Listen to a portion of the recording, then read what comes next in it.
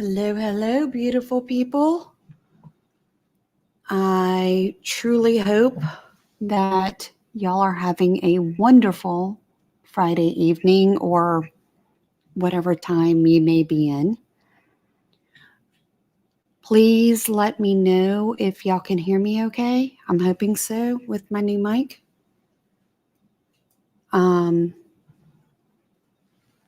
I just stumbled across some interesting information about the Ethan Crumbley case. That I wanted to share. I'm going to do just a brief little background on it. Hey, KK. Good. Thank you. I'm going to do a brief little background on this. It's not going to be a lot, but it will be recapping some stuff with some videos to back it up. Nothing too long, I promise. So bear with me. Okay, guys. So Ethan Crumbley was the student who decided to open fire on his high school on Tuesday, November 30th. It was pretty awful, obviously.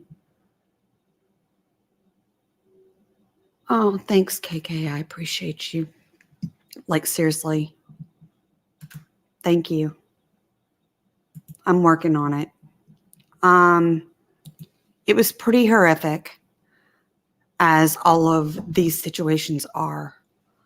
So I'm just going to give you kind of a brief synopsis of the background of what happened, and then show y'all some video and give you kind of an update that I discovered today. So 4 days prior to the shooting, it's Friday, November 26, 2021, James Crumbley, who is Ethan's father, buys him a 9mm 6-hour. He posted a video of himself on Instagram with the gun in his hand saying, "Just got my new beauty today. Any questions, I will answer." Now, Saturday, November 27th, 2021, his mother posts on social media that it was a mother and son day testing out his new Christmas present. And guys, I am fighting a touch of bronchitis, so I'm going to try to mute out if I have to cough, but bear with me, okay?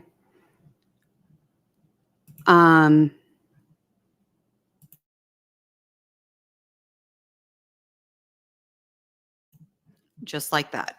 So, Monday, November 29th, a teacher saw Ethan searching for ammunition on his cell phone while in class.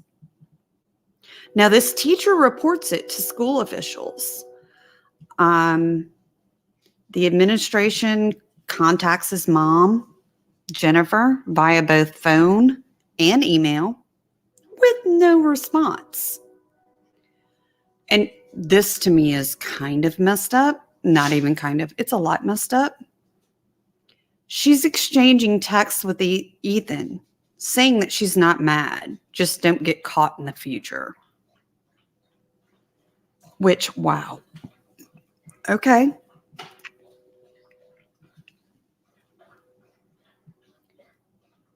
That night, Ethan records a video in which he discusses killing fellow students.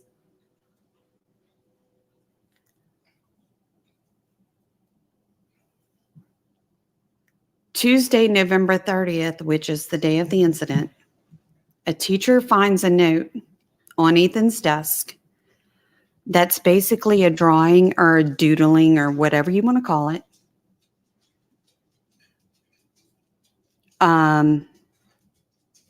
It includes a handgun, a photo of a dead bleeding person. He writes that the thoughts won't stop, and please help me. What has recently come to light is that he tried to alter these. And I'm going to show y'all some video of this. Hold on.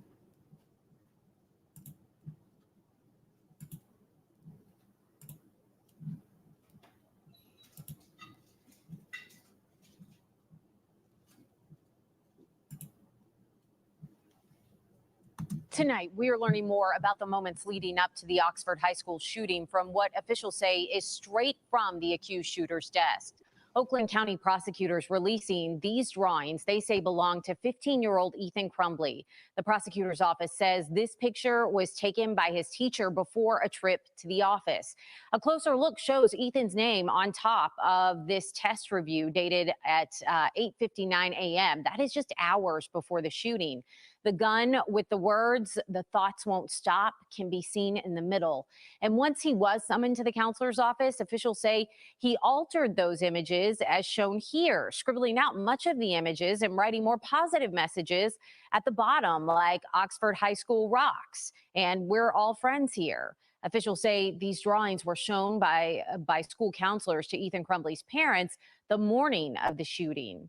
And prosecutors say those drawings, along with the text sent from Ethan Crumbley, are proof his parents, James and Jennifer Crumbley, knew of possible violence. They are still seeking a bond reduction, with their attorney arguing they are not a flight risk. The couple faces up to 15 years in prison if convicted of involuntary manslaughter. And Ethan Crumbley will be back in court on January 7th for his probable cause hearing. It was originally delayed to give more time for the parties involved to gather evidence. That same day, his parents also have a bond hearing scheduled to determine whether or not they will get that reduction. And we're going to have continuing coverage of the Oxford shooting aftermath and the court battles for Ethan, James, and for Jennifer Crumbley. You can find all of that on our website, cbsdetroit.com. Okay, guys, so there's that. Hold on. Sorry.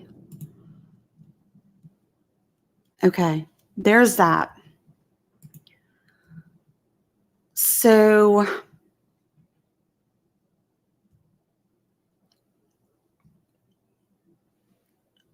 you can clearly see that he's trying to alter the images and try to make it look better, trying to make it not that big of a deal. The school notifies the parents that there is something very, very alarming going on. This is around 10 o'clock a.m. on November 30th. A school counselor gets the already altered drawing and tells his parents that they are required to get him counseling within the next 48 hours. Hey, D homies.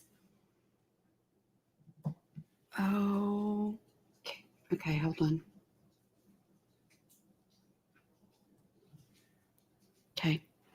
Hey, D homies, thanks for being here, love. But they're required to get him counseling within the next 48 hours. And then he returns to his classroom, guys. They send him back to class. Okay. Around 12:50 p.m., Ethan comes out of the bathroom with the gun his father bought him 4 days before. He fires in the hallway, killing 4 students and wounding 6 other people, including a teacher. And y'all, this is sad to watch this aftermath.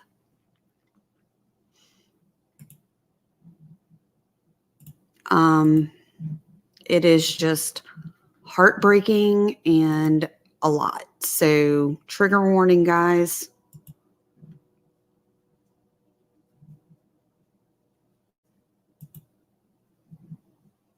Why won't it go? At about 12:51, we had over 100 911 calls into our dispatch center of an active shooter at Dosh High School. Deputies responded within 5 minutes, had the suspect in custody. He did not cause any problems. He gave the weapon up. He did have the weapon on him at the time. It was a semi-automatic handgun. Required multiple shots. Go.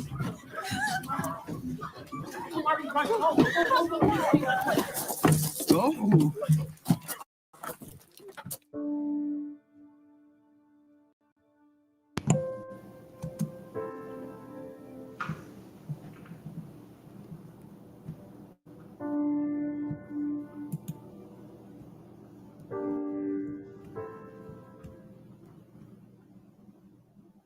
So obviously, we're here for the worst kind of tragedy we've seen across the country, and we hoped and prayed it would never come to Oakland County, but it has. It's visited. Y'all, can y'all imagine how absolutely petrifying this would be, not only as a student, but as a parent? I cannot wrap my head around it. And as a parent, seriously, terrifying.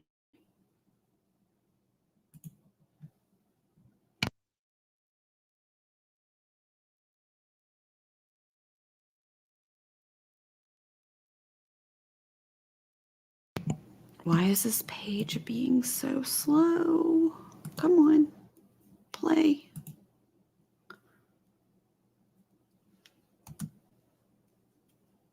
Itself on our community, and certainly the first thoughts are prayers for the families and loved ones and friends that have been impacted by this unspeakable and unforgivable event.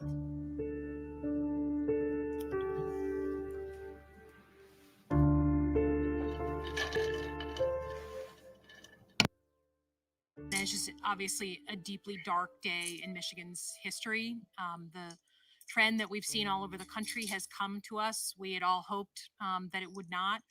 Tragedies like this rip away at our security, and a security and a peace that should be rightfully ours in a place like a school. My heart goes out to the families. This is an unimaginable tragedy. I hope that we can all rise to the occasion and wrap our arms around the families, the affected children and school personnel, and this community. It is an unimaginable tragedy, and just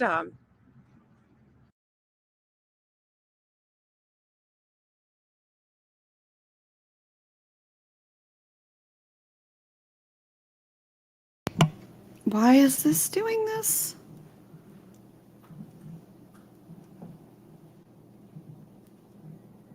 Okay. You know what? Doesn't matter. It doesn't matter. Y'all get the point. Nobody ever thinks that that's coming. Wow. Oh, that. I'm just closing it out. Sorry, guys.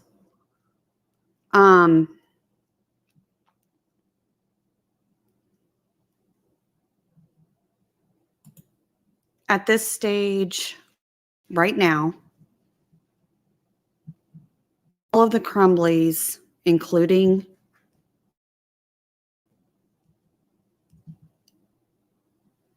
Ethan's parents, are in custody. They've had several appearances, but there's really not a lot to talk about there. Like, it's been very standard of them all. The only thing that I want to, as far as a timeline, note is that Ethan's parents, Jennifer and James, were supposedly going to turn themselves in. But to all outward appearances, were liquidating money and hiding out. And frankly, I don't believe it for one hot second. I don't. Another recent update that's come about is that the parents of Tate Meir, which was one of the victims, one of the 4 Oxford High students that were killed, unfortunately, have sued the alleged shooter, Ethan, and his parents, along with 6 high school personnel. 3 teachers were among the 6 school employees targeted in the 39-page lawsuit.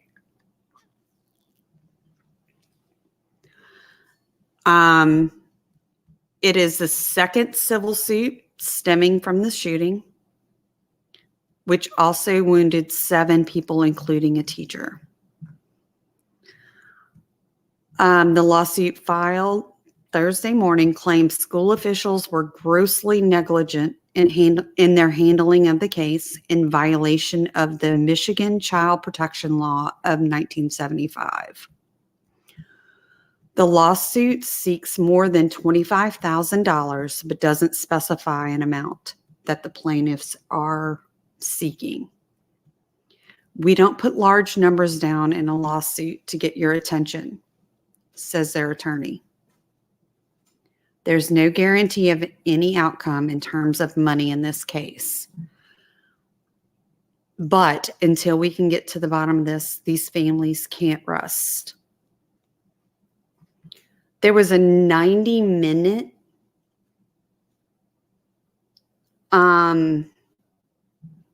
press conference.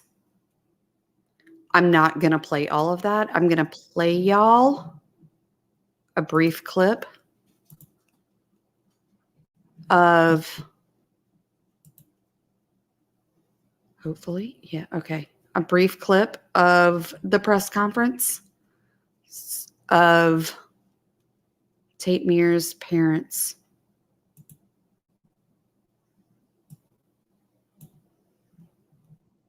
Oh, shoot.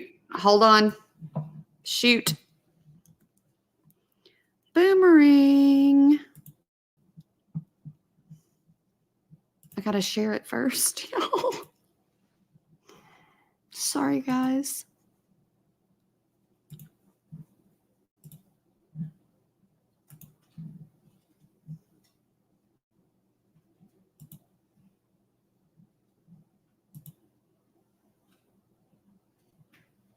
Why is everything being so slow? We've woken up without Tater. Tomorrow will be the 59th. Following day to be the 60th. For the rest of our lives, we don't have Tate. We're sad and heartbroken. Our lives are forever changed.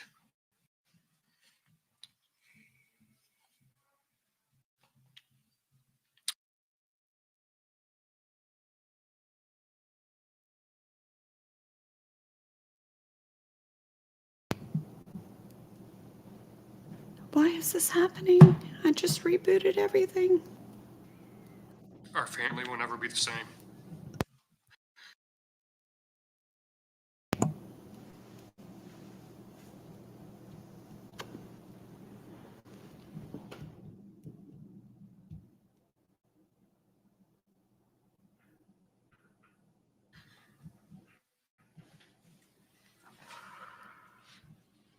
Y'all, this is heartbreaking. All these moments, give you a few of them, that we will never get to share again with Tate. Christmas, Thanksgiving, all the holidays. His birthday, Which just passed, right? which just passed. He was a January 1 baby. His senior football season, which you all know he loved football. his senior wrestling season, his graduation, going off to college, probably playing football in college, chasing his dream, graduating from college, landing his first real job. These major milestones that we never get to have with him. Getting married, standing up in his brother's,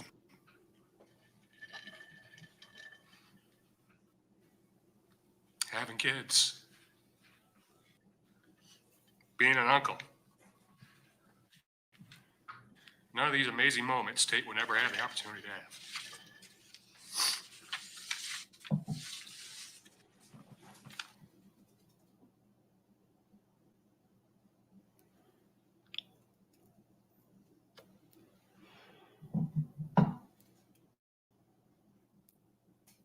Oh my gosh. Y'all, I hate this.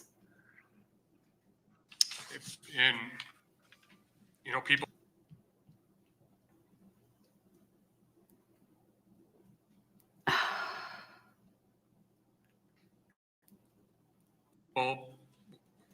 people are texting us and calling us all. This is a travesty.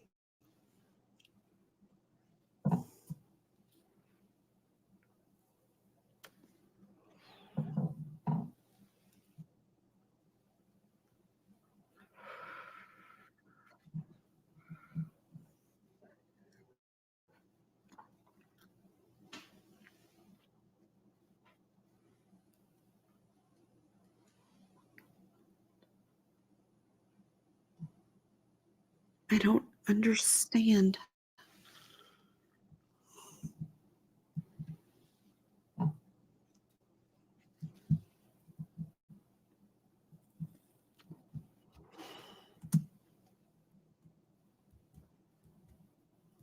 How many people can relate to that? Like, mm.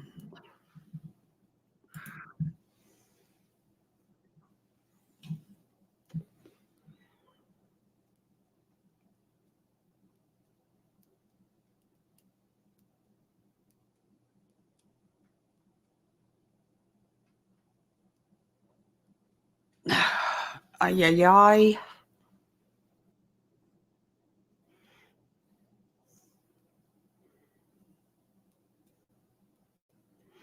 Mm-mm.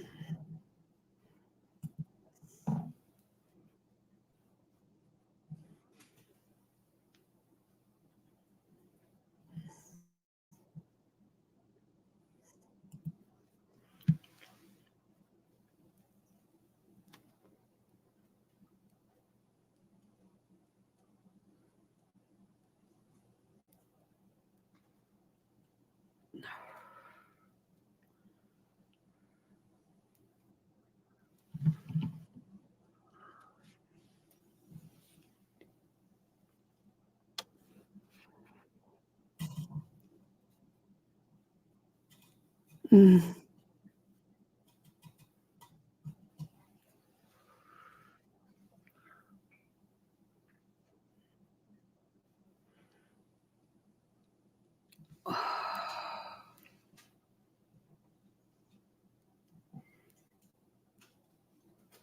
Okay,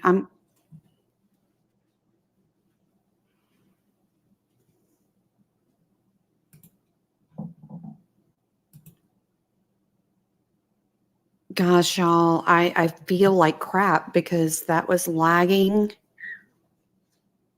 so bad, and that's not fair to these parents and their pain. I'm going to take a break and go back through some chat here.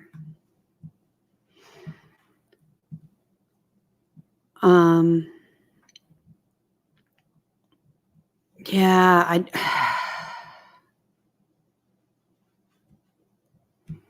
KK, we never even had anything as crazy as a bomb threat. Like, that was just not even really a thing for us in high school. See, I'm not a parent. I think that makes my brain not understand this threat. Like, it is terrifying, at least for me.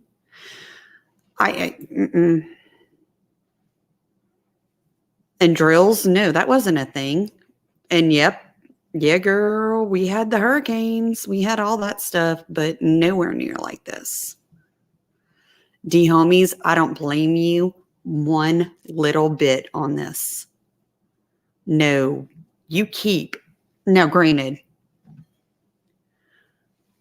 I still haven't gotten Bells a phone because I worry about what Bells will do with the phone, but no, you keep it on you.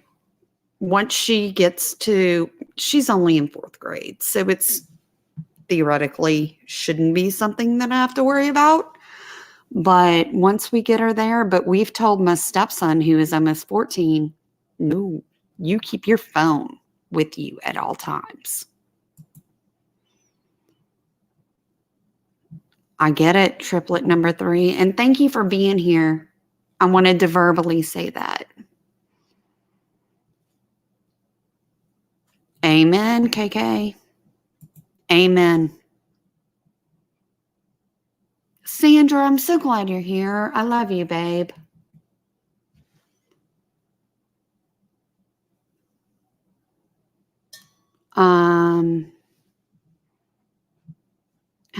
If I were a parent at that school, I would be suing too. Yes.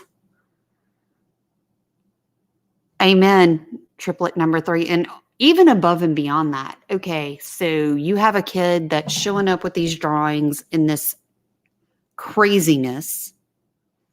You don't even bother to search his backpack, because I'm pretty sure that if you're on school grounds, don't quote me on this, but if you're on school grounds, they have the right to search anything on your body. I mean, hell, how many kids have to walk through metal detectors and everything else before they even walk in the school?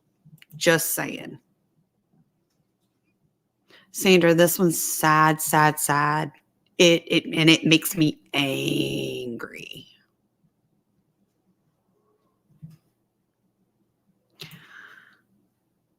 KK, I'm conflicted too. How do you not see the artwork and everything else that's going on as him being troubled? And it doesn't even really matter who they you're talking about, but his parents especially. What the actual hell? Sorry. Triplet number 3, I agree, darling. I don't either. Nope.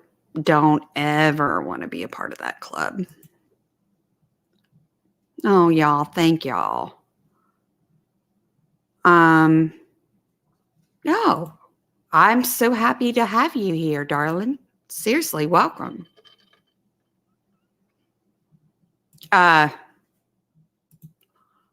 D homies, seriously.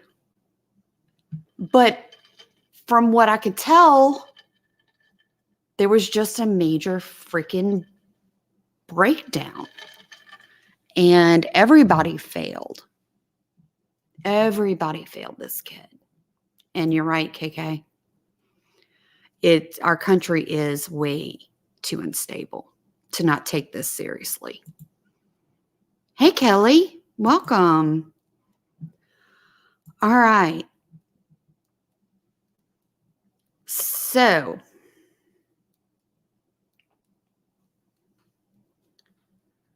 here's the latest update that I just stumbled across. Ethan's defense team has put notice into the court stating that he'll be seeking an insanity defense.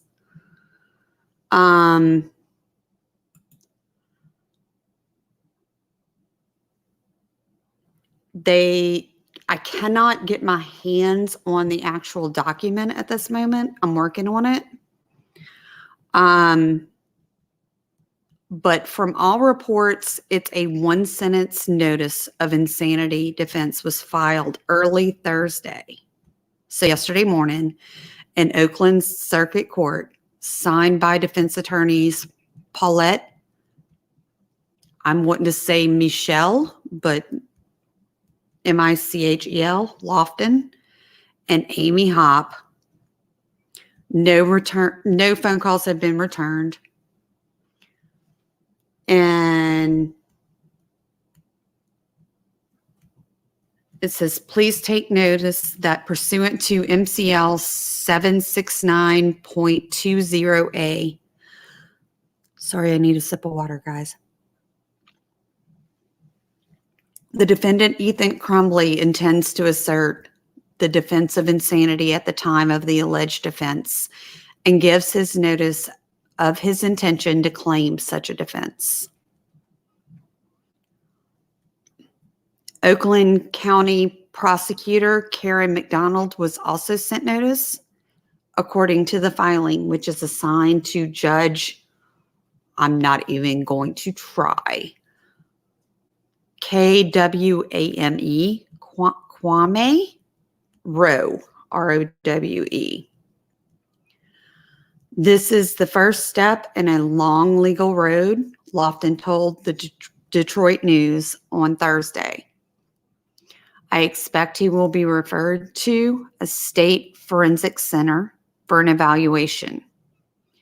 But due to COVID, he will likely be at the end of a long line of people, and it could be some time before he is actually evaluated.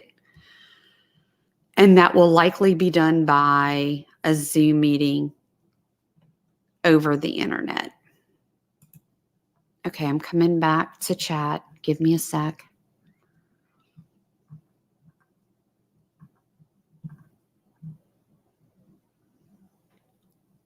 Triplet number 3. My kids are in middle school. They have a brick in every classroom. So if a bad person is trying to come in. Wow. Oh my gosh, darling. I cannot even imagine. Seriously. Oh my gosh. How terrifying is that? But like KK is saying, brilliant. But the fact that your kids need that in place, God, that's terrifying.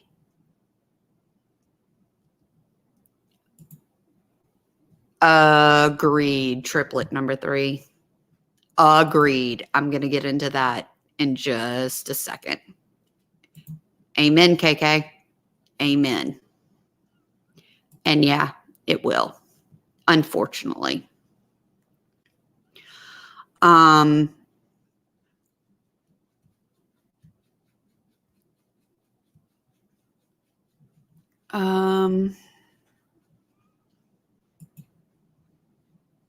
Give me a second. Okay. We're going to hope this last little bit of media actually plays decently, because apparently the YouTube gods hate me right now. So we're going to hope. Keep our fingers crossed. Oh, wait. I got to share it first. I'm so boomering this.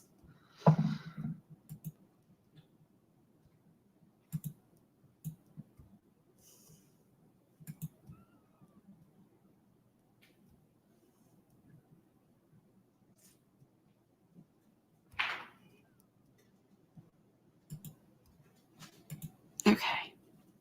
We're going to hope that this works properly. Meantime, it appears that the accused teen gunman Ethan Crumbley will be pursuing an insanity defense. This notice filed today will begin the process of psychiatric evaluation. Our team coverage continues with 7 Action News reporter Simon Shake. He has more on what that process looks like and what the defense team will have to prove. Legal experts on both sides agree that an insanity defense is a practical strategy for accused Oxford High School shooter Ethan Crumbley. However, not an easy one to prove. What we're seeing here, in my opinion, is a valiant effort by the defense. 15-year-old Ethan Crumbley faces charges of first-degree premeditated murder, attempted murder, and domestic terrorism. The accused Oxford High School shooter, represented by a court-appointed team, has now filed paperwork to pursue an insanity defense for what took place November 30th. Goes back to law school textbook, something called the McNaughton Rule. At the time the person committed the particular act, he must have been in a state of mind that he couldn't appreciate the wrongfulness of his conduct. Defense attorney Arnold Reed has handled hundreds of criminal cases. He says with lives lost in the wake of this tragedy, it is not a surprise to see this move. If you're guilty but mentally ill, you're still going to prison. The only thing is you're going to get treated, you're going to get psychoanalyzed, you're going to get a lot of programs. He says there's always a potential for a not guilty by reason of insanity verdict as well, which could result in being sent to a mental facility rather than a prison. With 4 people dead and 7 others injured, experts say much focus could center on social media posts and drawings by Ethan already made public.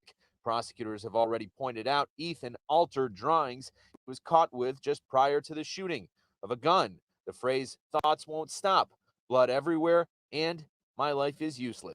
I would say it's not quite as uncommon as one might think. Ultimately, it's up to a judge or a jury at trial to determine whether or not the defendant fits the definition of illegal insanity. Former Assistant Prosecutor Joseph Levine also adding an insanity defense has been used before in high-profile cases. In this case, prosecutors have video footage, numerous witnesses, and more. Keep in mind, at potential sentencing, the judge would have final say on whether or not Ethan is to serve a life sentence. So far, that evaluation is not yet scheduled. Also important to point out that the defense could request an independent evaluation if they are not satisfied with the state's review. Simon Shake, 7 Action News. All right, thank you so much, Simon. All right, guys. So, I mean, this is going to stretch out for a... Wait. What is happening? Hold on.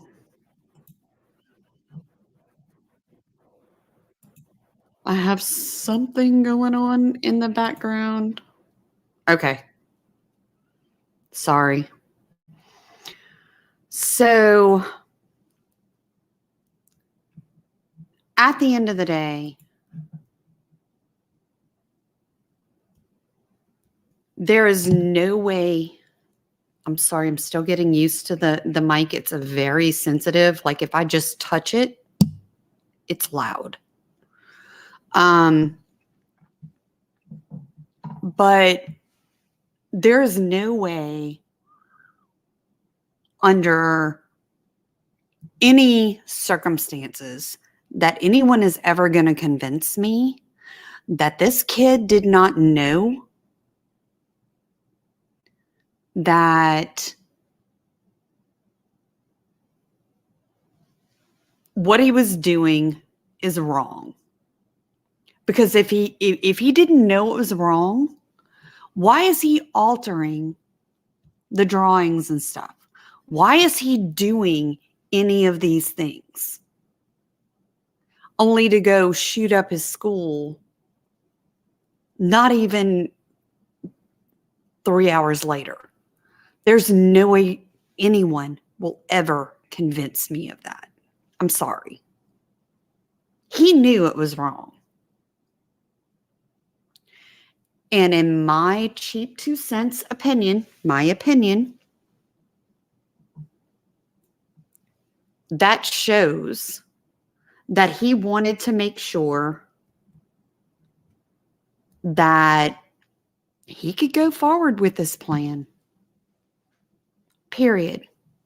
I'm not buying this insanity for a second. Oh my goodness, triplet of 3 or triplet number 3. I'm sorry, I apologize. No, I celebrated because you know what? They enabled this child epically. I played my first video on this case. I played the press conference where it was like, yes, finally. I mean, I grew up with guns.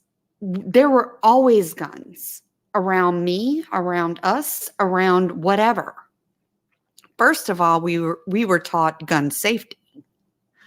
Second of all, we knew we never touched a gun ever as children without adult supervision. We knew that.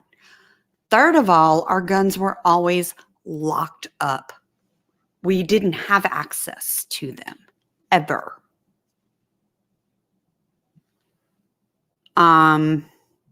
Oh, yeah. Don't even get me started on that with kids. As far as social media goes, like my almost 10-year-old, she has locked down YouTube access. Like she has YouTube Kids, but she doesn't have anything else. She doesn't have a phone. She shouldn't have any of that mess because I'm not here for it. Amen, D homies. Amen. KK, yeah, babe. Well, I don't have direct supervision over my stepson all the time because he's with his mom, which is fine, but because she's a great mom. We're very fortunate with that.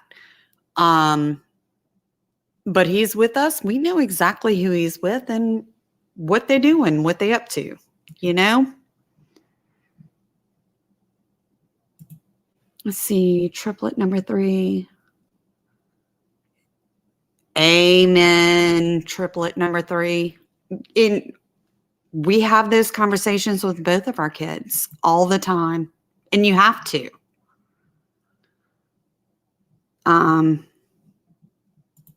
Yeah, D homies, you're right, babe. Mommy and daddy ain't cleaning anything up in this one. And they gonna pay their own consequences for the first time, in my opinion, in history, and it needs to happen.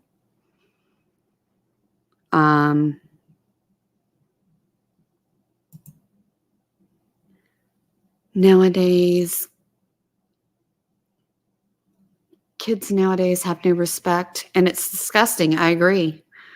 My Bells has her moments. Don't misunderstand me where she's a piece of work. KK can attest to that. She's something. But she also knows she's going to be jacked up the minute that, she's not doing what needs to be done and being respectful. And I mean, shoot, right now, she's currently grounded for 16 days, which is a big deal in an almost 10-year-old's world.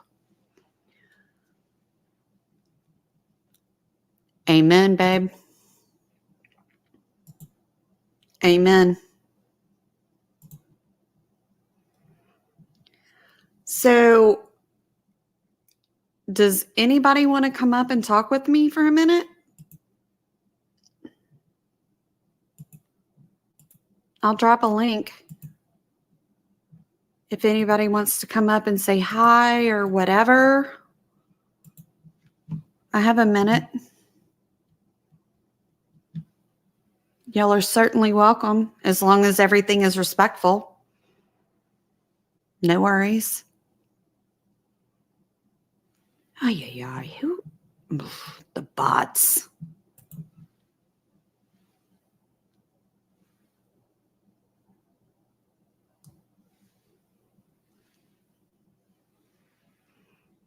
KK, I love you. No matter what, I love you.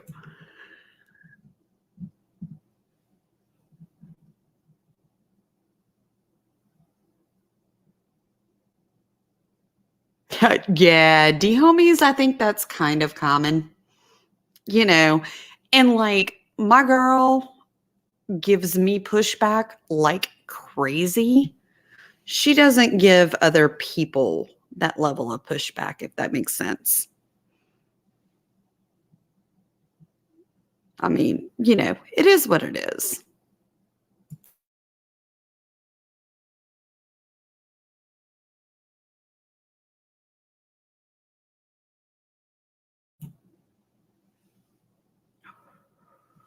But anyway, if nobody wants to come chat with me, that's okay. It's cool. I just wanted to. Hey, Lori.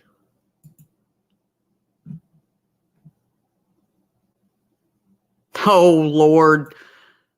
Triplet number 3, girl. I feel ya. I feel ya. Seriously, the hormones are epic right now. With both of the kids. It's epic. So nobody wants to come say hi?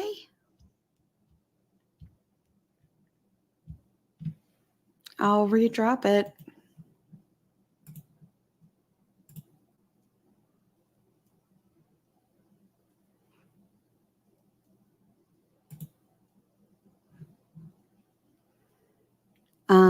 If not, no big deal. I get it. It's kind of late. I hear you, Lori. I feel you. Hormones are a big deal.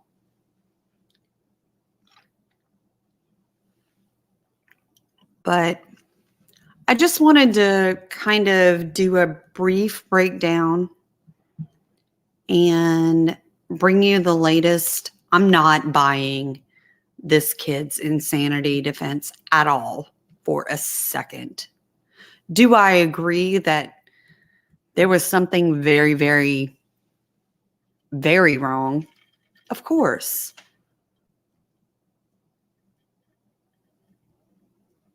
I don't think that you can go into that situation or do what he did with, in my opinion, and my opinion only, that level of premeditation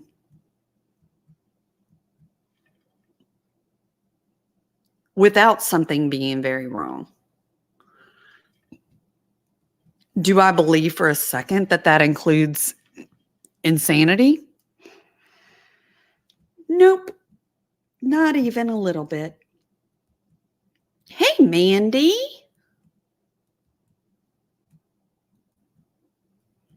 Good to see you. I'm glad you made it. Oh, thank you, love. Thank you. I appreciate you. D-homies, I couldn't agree more. There's too much at play there. You know what I mean? Like, there's too much. I mean, you don't go trying to hide your tracks that way, right? With scribbling out and altering drawings and all that fun stuff once he was under kind of a microscope or the beginnings of one.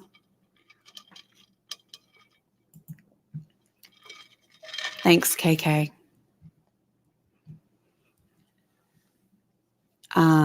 But anyway, all right, guys. Well, if nobody wants to come talk to me, which is fine, nobody's mad. It's all cool. I'm gonna go ahead and call it. We can rehash it all day long, but at the end of the day, yes, I can feel sympathy and empathy for him that he was going through a very dark time. I get it. And who knows, maybe there is some mental illness or chemical imbalance or something else going on there. But at the end of the day, it does not rise to a criminal level, in my opinion.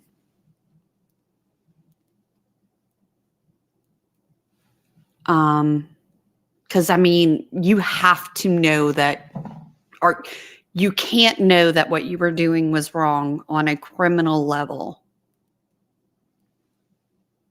And to me, his actions are showing that he clearly knew it was wrong. Period. But I'm going to call it, guys. I love y'all. Mwah. Seriously. Love y'all big, big. I'm working on a couple of other cases. Oh, thank you, KK. I'm working on a couple of other ones that are not getting nearly the media attention that they should. Thank you, triplet number 3. Thank you, Lori. But y'all have a wonderful evening, a peaceful night.